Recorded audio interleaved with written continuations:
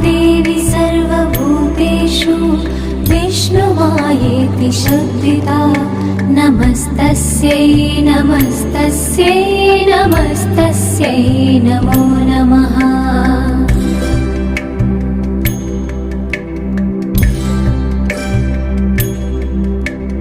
या देवी सर्वभूतेषु चेतनेत्यभिधीयते नमस्तस्यै नमस्तस्यै नमस्तस्यै नमो नमः।